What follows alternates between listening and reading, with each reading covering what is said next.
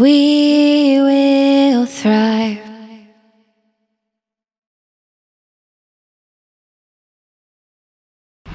Marta, welcome Yes, in this interview.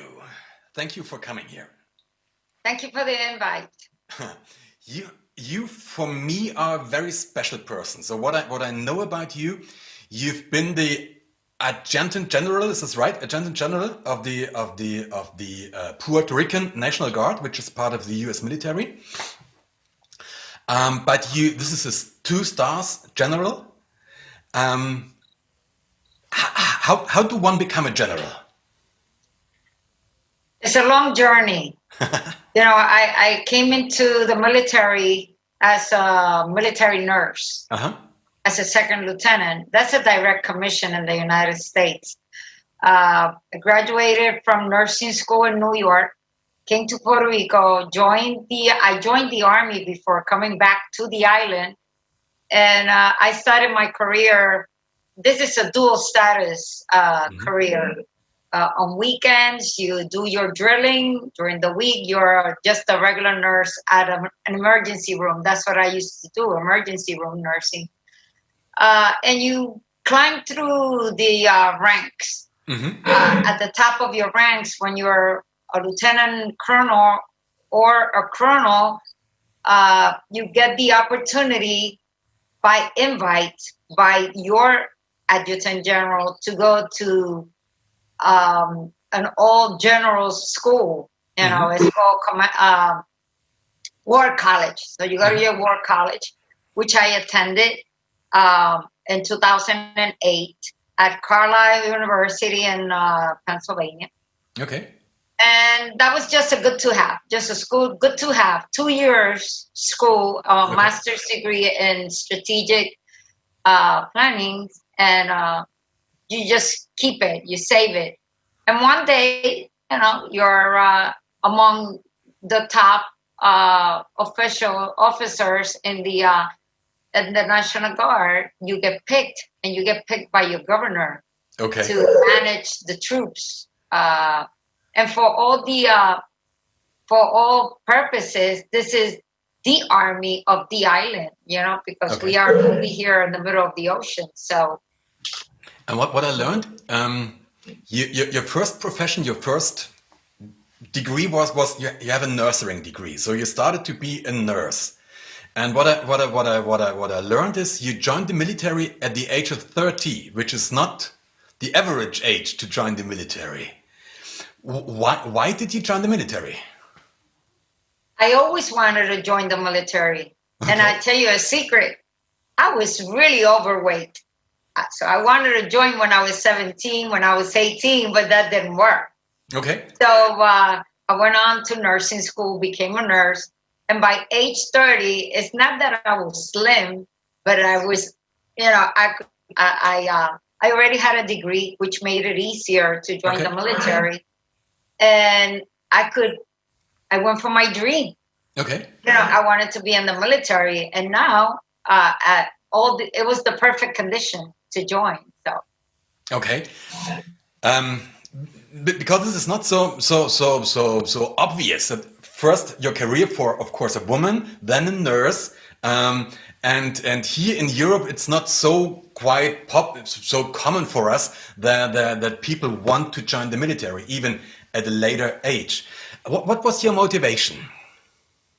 I love structure. Okay. That's one thing. I love to serve, and I have been serving as a nurse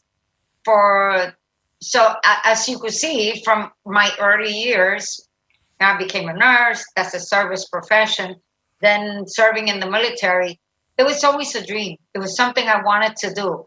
Okay. It was, it's more of that what we see in the pictures is just the glamour of a profession. And then when you come to it, it's a profession of arms. Okay. It's professional people putting right minds together and doing good stuff and making war to promote peace. Okay.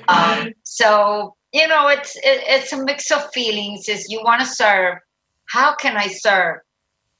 from my retirement seat where I stand right now, where I sit right now, I'm still looking for ways to serve. Okay. I work for that. So I guess it's been in me. This is the motivation to serve the society, to serve the country, and to do good. And to do good. It's just the nature, I guess. When you think back about your career, all this year in the military and before the military, could you name your biggest challenge? What was your biggest challenge you had to overcome? I come from a small village in Puerto Rico. I grew up with a single parent, my mother. She was a hard worker. She had a tough hand. We did what she said we were going to do. And she built me that way. My biggest becoming a nurse. Becoming a nurse was a challenge because we moved from this small village in Puerto Rico to New York. Mm-hmm. I was already going into my third year of high school. Okay. So even though we learned English on the island, you don't learn conversational English. It's the written part. You write a few words. You learn just to get by. And I had to learn enough to get into college once I got out of high school 2 years after arriving in New York. Okay. So it is a challenge. You know what a challenge is? You study from a dictionary. That is hard. And that is a challenge. I know exactly what you're talking about because English is not my first language as well. Yeah, and then to become as professional in a foreign language to be able to work in this language and to use your words and to use your authority. So you understand me? It's like we think in one language, we translate, we get it back, and we put it together. And sometimes it doesn't sound right. And what fascinates me, I think if you really know a different language, this teaches you a lot about culture. Because there are words, for example, or phrases in German I can't translate into English. And the other way around. It's the same with Spanish, definitely, right? Exactly. But we are fortunate that we could do it. Yeah. So I'm trying to learn Italian now. So I'm cheating a little bit because Italian, it's easy when you speak Spanish. So I'm doing that too these days. Great. This is on my wish list as well. If you could give an advice from what you discovered, what you learned, what would be? First, let me ask this: what was your biggest lesson you learned over your career, over your life? And I'm going to look at it from both sides, from being a nurse and from being in the military. You have to have your goals. Mm-hmm. When you have clear what you want to do, you go for it, and you go for the highest level of that goal. Because if you fall a little bit under, then it's not so bad. So go the highest you can go. And once you reach that goal, you must be the best at what you wanted to do. You can't just settle for being almost good, almost there, almost did it. You must be the best at what you do. That's been me through my career.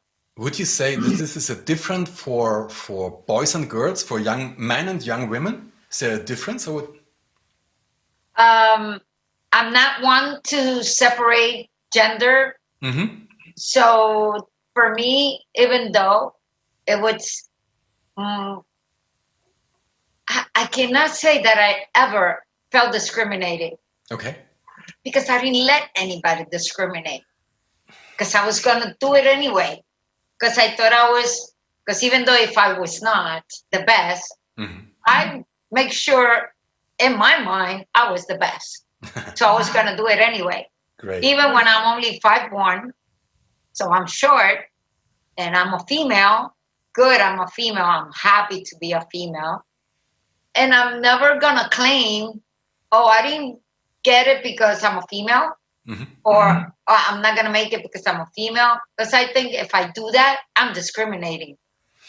If I have a party, if I have a celebration for women, I'm discriminating for other guys.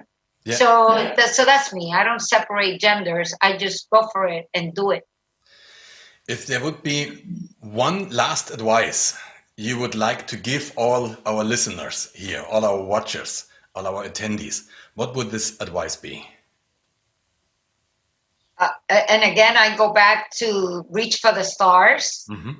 But one advice, if you want to do it, go ahead and do it.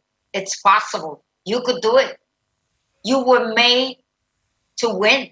We were not made to lose. We were made to win. So if you want it, go for it. It's yours. I think this is an awesome statement for the end of our little interview. I would love to talk to you forever. You know this. Thank you very much for being on this scene here. Thank you very much for taking the time, and I really appreciate this. Thank you very much, Marta. Thank you and good luck. Thank you very much.